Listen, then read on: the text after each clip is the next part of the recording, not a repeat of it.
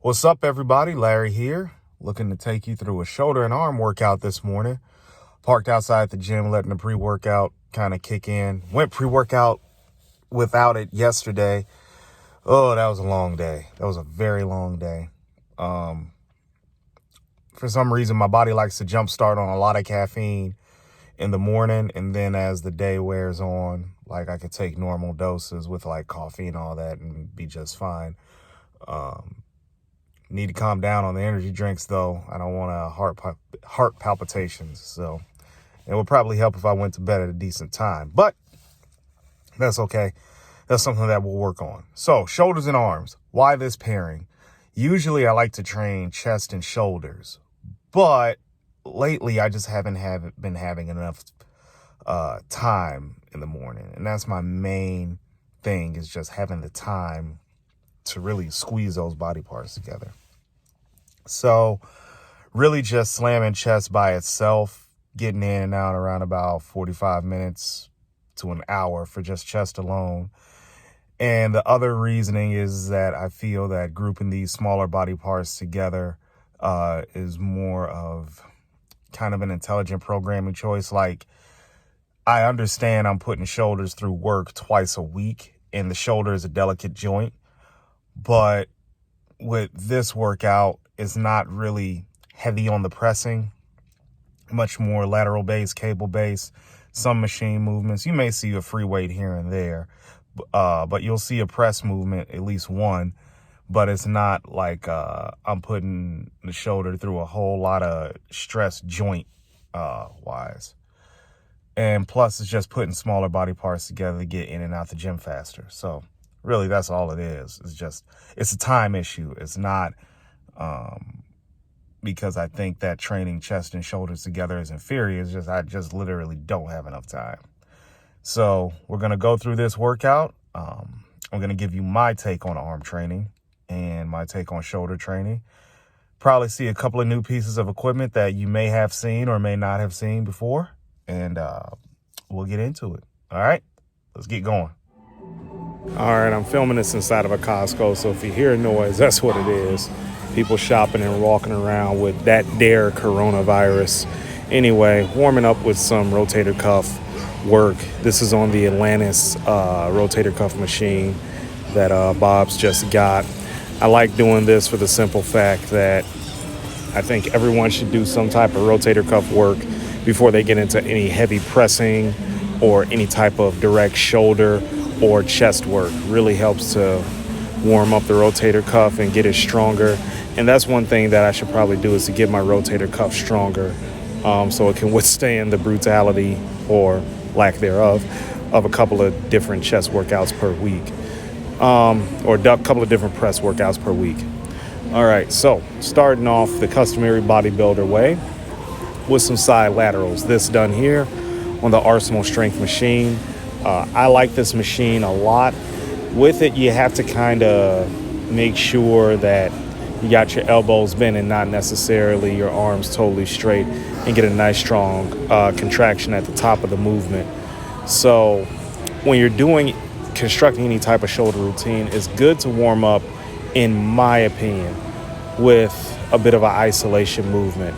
I used to start with presses. I don't like to start with presses anymore, for the simple fact is that that's really rough on the elbow, and I've been having some elbow and shoulder problems right now like nobody's business. So I definitely don't need to start off with a press. But I think the majority of people, unless you're an absolute freak, you guys need to start out with some type of lateral to get things moving. So we're moving on to the next exercise after those 3 sets of laterals. This is the Atlantis Viking press here at Bob's. I'll be quite honest, I'm not the biggest fan of it. I think the one at Iron Heaven is a bit better, but that's just my personal opinion. It has 2 grips, a neutral grip and then a regular grip, and you can work unilaterally. As you can see, I chose to work bilaterally, and we're just moving up in progressions. Is it necessary that you need to do presses to get big delts? I mean, that's all kind of in the eye of the beholder of who's doing it. Me, I have no real reason to overhead press I just do it because, one, I think it's badass, and then 3, you never know when you're going to have to flex a motherfucker out on the street, and having some overhead strength is comes in really handy. So went up to 2 plates and a quarter. Eventually we'll get up to 3, but I think I need to conquer 3 at that cast iron beast over at Iron Heaven. So I'll probably just end up hitting that up more frequently than I will the Atlantis one. Here I took a neutral grip and I just really wanted to rep out. Very important to still get some high rep work in, some metabolic work in, and then go ahead and just smash it and really pump that muscle up full of blood. Feels really good. Next thing is I went ahead and did some rear delts. You don't want to neglect the rear delts, guys. Even though you got them in back movement, even though you got the muscle moving in back movements, you need that rear head developed for a complete deltoid. You can't have nice front and side delts, but when you turn to the rear and do a back double bicep, your rear delts are shitty.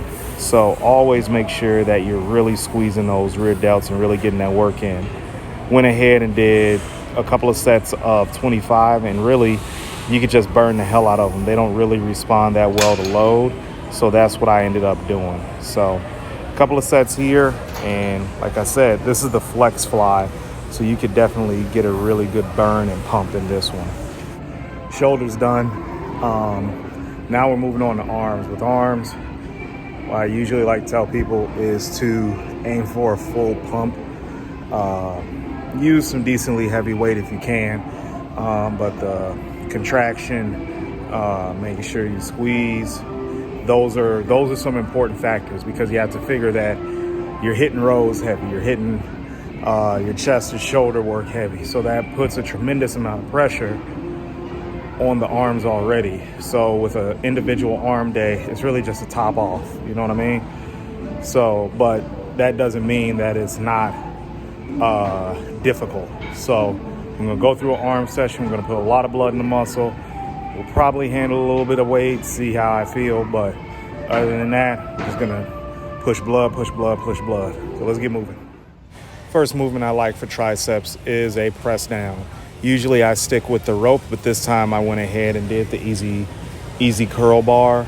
So went ahead and shot for really high reps on this one, at least high reps for triceps. Went ahead and did about 20, 25 reps, something like that. And like I said, we're just really shooting to have a lot of blood inside of the muscle. We're just really looking to get a nice, full, even pump, and then just go from there. I don't like a whole lot of heavy weight for arms, again, because you got loading on your back and your chest days and your shoulder days. I think arms just really deserve a good amount of blood volume, and then you just move from there. So I think I did around about, for total reps, around about 85, 90 or so reps over my work sets, which was 3 sets of, like I said, 20 to 25. I think the last one I got 14. I'm not really sure. I forgot. But that's how I like to start off my tricep workouts. Went on to the Arsenal Strength dip machine. That's going to take some getting used to, and I'm trying to keep my chest not involved in it. Just really pressing down and getting a good contraction on the arms. Here we're doing sets of 20 as well. Worked up to about 3 plates, and having your hands on what is a ball-shaped apparatus at the end of the handles. It takes a little bit of getting used to, but like I said, I like it a bit. So, like I said, worked up to 3 plates, felt really good. I got inspired to do these by Flex Lewis, who has a monster set of triceps, if you haven't noticed. And now that he's going into the open, if you don't do this exercise, it probably kind of makes you a bitch. So what I'm trying to do is trying to minimize the chest and front delt movement. I'm just trying to really keep it all on the tricep, which takes a lot of concentration. I probably concentrate more on my arm work than I do any other body part, just because it's so easy to lose that mind muscle connection as you go for load. So here is the other part of my workout for triceps, doing the old school Cybex tricep extension, which is kind of like a It's kind of like just a seated press down to me, but you could definitely feel a good stretch in the triceps. I don't like to do tricep extensions that much, or if I do them, they're usually the third or fourth exercise in my rotation. So when you're doing tricep extensions, you have to remember that at some age is going to come where your elbows just will not be able to do an extension. Trust me, I tried to do the 200-pound extensions like Kevin Levrone did on the cover of Flex magazine one year. After a while, it just won't happen. So you have to approach extensions intelligently, all right? Don't use them every workout, but throw them in every third workout or so. It'll help you out in the long run. Moving on to biceps, instead of using a free bar, I used a pair of dumbbells and just went to town. Shout out to my man Ed Koo. Trying to get away from a lot of direct bar work, stuff where puts a lot of stress on my elbows, a lot of stress on my wrists. I'm all about longevity these days, so anything that's what I like to call free-flowing or can move easy through space, I'm for. A dumbbell can be manipulated and moves easy through space, so I think it's very much a viable option to build big arms.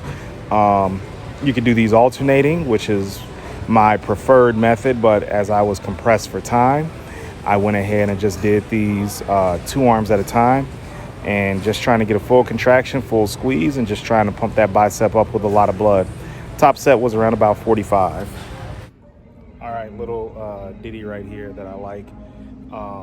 It is the Prime Fitness curl. So I want you to take a look at this. You can see it. I got it on the center peg right here. So that just means that we'll be hitting the bicep in the middle range. So I want to hit the middle and the end range, not necessarily the beginning, just where the resistance starts to drop off a bit. Beginning is easy for me, but I just want to really overload this end range and this middle range. So let's get started. If you're an old schooler like me, you will definitely appreciate this. This is not going to say a knockoff, that'd be disrespectful to Prime, but I'm going to say it's been heavily influenced by the old plate-loaded Strive line. So I like using this. I used it at Quads when I was still a member there, living back home in Chicago. And let me tell you something, the contraction on it, the tension on it, it is nothing to be played with. Only went up to about 60 pounds, really overloaded the middle and the end of the movement because I just wanted a hard and awesome squeeze at the top. Could I have let it down a little bit more? Yeah, I could have, but I also didn't want to put a whole lot of pain in my elbow because I'm 40 and I have pain in my elbow and I'm not going to apologize for it. So there we go. But anyway, my arms are looking pretty sweet. Really just did 3 sets here, really working on the contraction. And if you could do these single arm, they're great too. But I'm gonna warn you, you can't go too heavy on them because then you'll end up sacrificing form for load. And that's something that you want to have your form and your load all in one. So here to finish off, we're doing some dual cable curls on the free motion machine. What I'm really trying to do is I'm trying to get a good stretch in the bicep without really harming my elbow. And if you have an access to a free motion machine where you can do something like that, step out in front of the machine just a wee bit and really let your biceps come back, then that's gonna work. So that's all I did. Really good workout, nothing too stressful. Felt a little compromised, a little tired this morning as I just rushed out the door, but a lot of good work was done nonetheless. All right, that's the workout. Now I gotta rush home and get ready for Fajr prayer. That's the prayer we do before sunrise. So kind of lose track of time in here when I'm training and kind of in a groove. So yeah, it was a good workout. Hope you learned a little something. Hope you were exposed to some things that you can probably replicate in your own gym. So all about giving back. Unexpected 3-day weekend.